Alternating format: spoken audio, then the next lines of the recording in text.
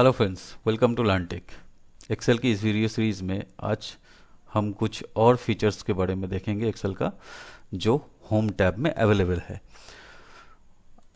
मेरा माउस का कर्सर आप लोगों को दिख रहा होगा। यहाँ पे ऑटोसम के नीचे यहाँ पे एक डाउन एरो का जो आइकॉन दिख रहा है, यहाँ पे क्लिक करने से down, right, up, left, series, justify, flash, fill, ये सब ऑप्शन दिख रहा है। ये सब ऑप्शन कैसे काम करता है वो मैं इस वीडियो में आप लोगों को दिखाऊंगा। तो चलिए शुरू करते हैं। यहाँ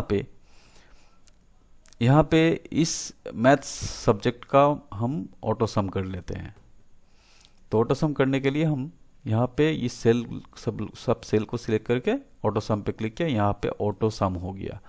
अब मान लीजिए ये जो ऑटो सम है ये इंग्लिश पे, साइंस पे, हिस्ट्री पे, जियोग्राफी पे, सब पे आना चाहिए। तो हमको क्या करना होगा, अलग अलग जाके यहाँ पे ऑटो सम करना होगा। या तो एक शॉर्टकट मेथड यहाँ पे और दिया गया है, जो यहाँ पे इस सेल को सिलेक्ट करके ये कोने में इसको, इस सेल को पकड़ के ड्रैग एंड ड्रॉप करके ऑटो सम कर सकते हैं। तो ये एक फीचर्स है, इससे आप कर सकते हैं। या तो आप ऐसा कर सकते हैं, इस सेल को जितना दूर तक आपको चाहिए उतना दूर तक आप सेल को सिलेक्ट कीजिए और यहाँ पे फिल राइट पे क्लिक कीजिए।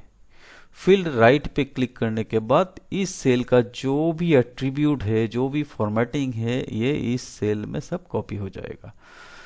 इसका मतलब क्या है, इस सेल में क्या एट्रीब्यूट है, ये जो मैथ्स का जो कॉलम है, इस कॉलम का ऑटोमेटिक सम होता है। इस सेल का एट्रीब्यूट ये है।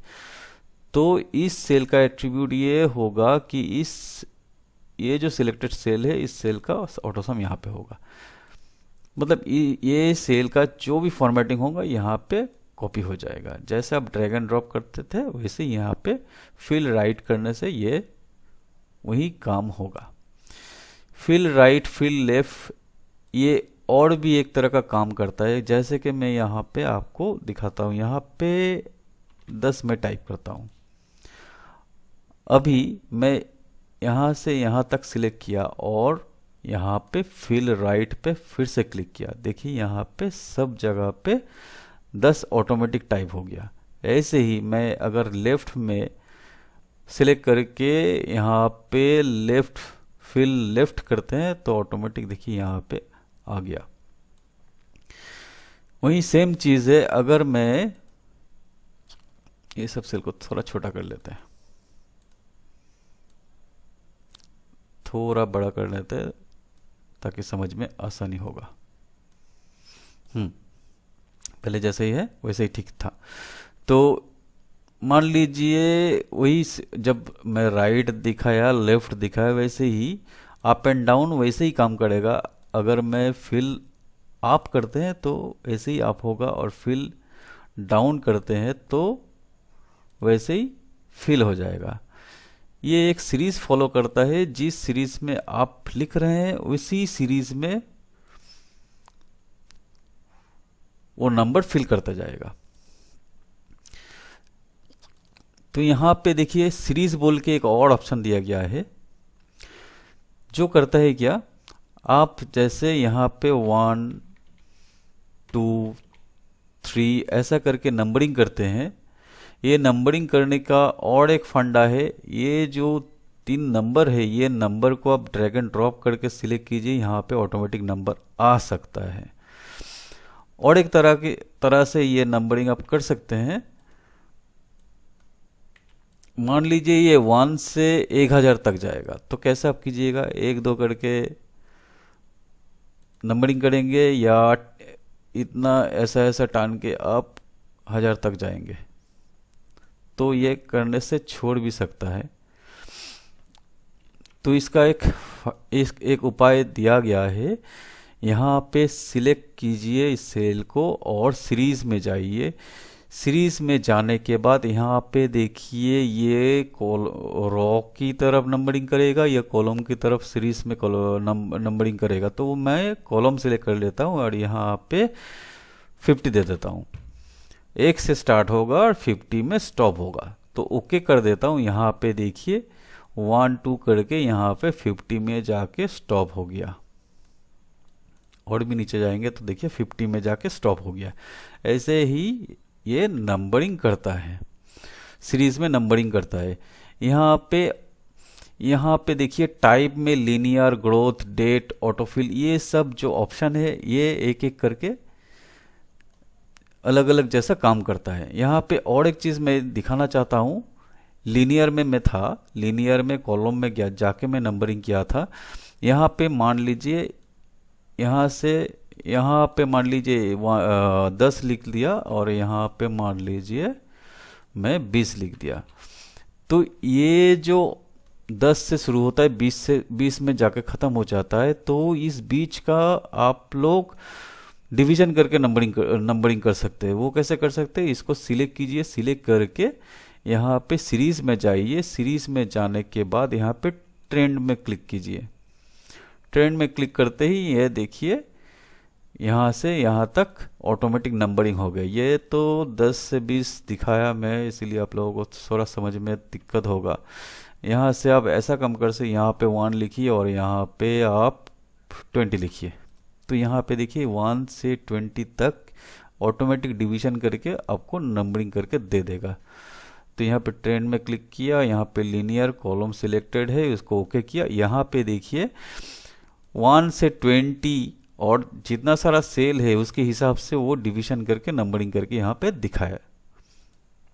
आप खुद टेस्ट करके देख सकते हैं, ये एकदम बिल्कुल सही करता है। तो यहाँ पे सीरीज में ग्रोथ है, डेट है। डेट में कैसे दिखाऊंगा, मान लीजिए ये आज का डेट दे देता मैं 29/07/2024। ये एक डेट दे दिया। इस डेट को सिलेक्ट किया, सिलेक्ट करने के बाद सीरीज ऑप्शन में गया। सीरीज ऑप्शन में जाके इसको कॉलम सिलेक्ट किया और ये डे सिलेक्टेड है बाय डिफ़ॉल्ट और स्टेप वैल्यू 1 कर दिया। अगर यहाँ पे 2 कर देंगे तो दो छोड़ के आपको, मतलब एक डेट छोड़ के आपको दिखाएगा। तो यहाँ पे कितना दूर तक करेगा वो पहले सिलेक्ट करना है। मान लीजिए इतना दूर तक मेरे को डेट सीरीज में चाहिए। तो यहाँ पे वो सेल सिलेक्ट किया, उसके बाद सीरीज में गया। सीरीज जाने के बाद यहाँ पे डेट सिलेक्ट किया। यह बाय डिफ़ॉल्ट डेट है इसलिए डेट ऑटोमेटिक ले लिया है। अभी मैं 1 यहाँ पे स्टेप वैल्यू 1 है, ओके कर देता हूँ। यहाँ पे देखिए एक डेट कंटिन्यूअस डेट में यहाँ पे जितना दूर तक मैं सिलेक्ट किया उतना दूर तक यहाँ पे डेट ऑटोमेटिक टाइप करके दे दिया। फिर से मैं इसको हटा देता हूँ, फिर से मैं आपको दिखा देता हूँ। अगर यहाँ से यहाँ पे सिलेक्ट कर लिया, सिलेक्ट करने के बाद यहाँ पे सीरीज में गया, सीरीज में जाने के बाद यहाँ पे 2 सिलेक्ट किया। 2 सिलेक्ट करने के बाद यहाँ पे ओके किया। यहाँ पे देखिए एक डॉट छोड़ के एक डेट दिया, यहाँ पे एक डेट छोड़ के एक डेट दिया, यहाँ पे एक डेट छोड़ के एक डेट दिया। वैसे ही अगर यहाँ पे सिलेक्ट करके आप इस सीरीज में जाने के बाद यहाँ पे वीकडे में सिलेक्ट किया। वीकडे में सिलेक्ट करने के बाद देखिए सैटरडे संडे छोड़ के वो डेट सिलेक्ट करके आपको दे देगा। यहाँ पे 29, 30, 31, 1, 2, 3, 4 यहाँ से स्किप कर दिया। यहाँ पे अगर आप कैलेंडर खोलेंगे, कैलेंडर खोलने के बाद देखिए 3 और 4, 3 है सैटरडे एंड 4 है संडे, इसलिए 3 और 4 को छोड़ दिया। फिर 5, 6, 7, 8, 9, 10, 11 को छोड़ दिया। यहाँ पे अगर डेट फिर से खोलेंगे तो यहाँ पे देखिए 10 और 11 इसको छोड़ के यहाँ पे वीकेंड को छोड़ के यहाँ पे वीकडे का डेट आपको दिया है। इसको मैं फिर से हटा देता हूँ। फिर से हम यहाँ पे इतना दूर तक सिलेक्ट करके आपको सीरीज में जाने के बाद यहाँ पे मंथ सिलेक्ट करते हैं और स्टेप वैल्यू 1 दे के इसको ओके करते हैं। तो आप देखिएगा एक मंथ छोड़ के वही डेट आपको लिख के दे रहा है। ये बहुत यूज़फुल फीचर है दोस्तों, आप इसे आप का एक्सेल में काम करते हुए इस्तेमाल कर सकते हैं। वैसे ही मैं अगर इसको सिलेक्ट करके इसको अगर इतना दूर सिलेक्ट करके यहाँ पे सीरीज में जाने के बाद डेट सिलेक्ट किया और यहाँ पे ईयर सिलेक्ट किया, तो देखिए 1 साल में वही डेट चेंज करके आपको दे देगा। यहाँ पे 2024, 2025, 2026 ऐसा करके आपको डेट्स का सीरीज बना के आपको दे देगा। तो ये तो गया सीरीज एंड फिल। यहाँ पे देखिए जस्टिफाई बोल के एक ऑप्शन है। जस्टिफाई कैसे काम कर सकता है, मान लीजिए मैं यहाँ पे कुछ लिखता हूँ, वेलकम टू लर्नटेक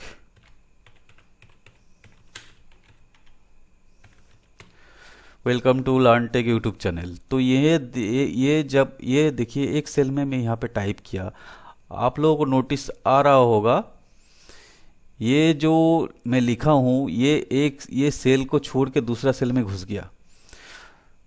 तो इसको अगर सिलेक्ट करके मैं जस्टिफाई में क्लिक करते हैं तो देखिए एक एरर देगा। इसको ओके करने के बाद देखिए ये जो सेल का साइज है उस साइज के हिसाब से उस लाइन को वर्ड में डिवाइड करके जितना लाइन बनता है उतना लाइन में ये जस्टिफाई करके देगा।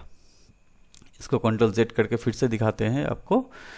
यहाँ पे जाके जस्टिफाई करना है। जस्टिफाई करने के बाद यहाँ पे देखिए एक लाइन में जो हो रहा था, जो कट रहा था दूसरा सेल का जगह, वो आपको 4 सेल 5 सेल में डिवाइड करके वही चीज़ लिख के दे रहा है।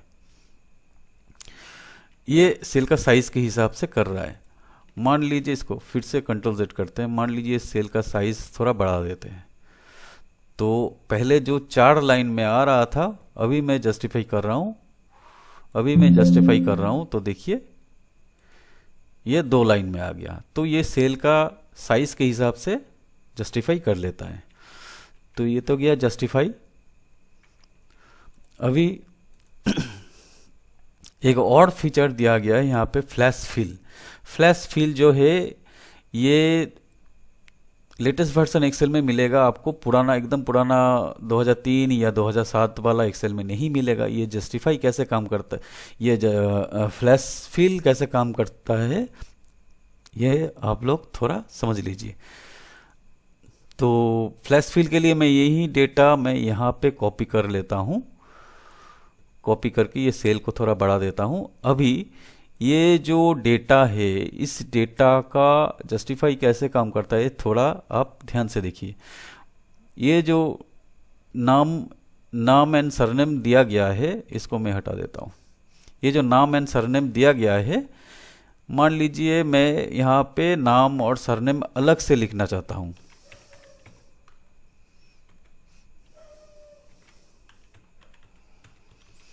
ये नाम एंड सरनेम अलग से लिख दिया।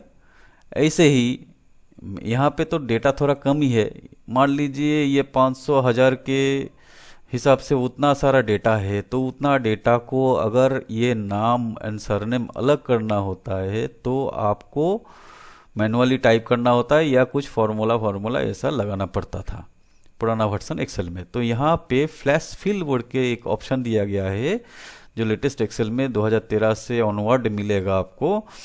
तो ये क्या करना है, इस सेल को सिलेक्ट कीजिए और यहाँ पे देखिए फ्लैश फिल बोल के जो ऑप्शन है उसको क्लिक कर दीजिए। तो देखिए फर्स्ट नाम ले लिया। वैसे ही मैं अगर इस सेल को सिलेक्ट करके फ्लैश फिल में क्लिक करते हैं तो देखिए लास्ट नाम ले लिया। तो वैसे ही अगर मैं इसको डिलीट करते हैं, अगर मैं इसको ऐसे लिखते हैं, सुमन बनर्जी को अगर ऐसे लिखते एस डॉट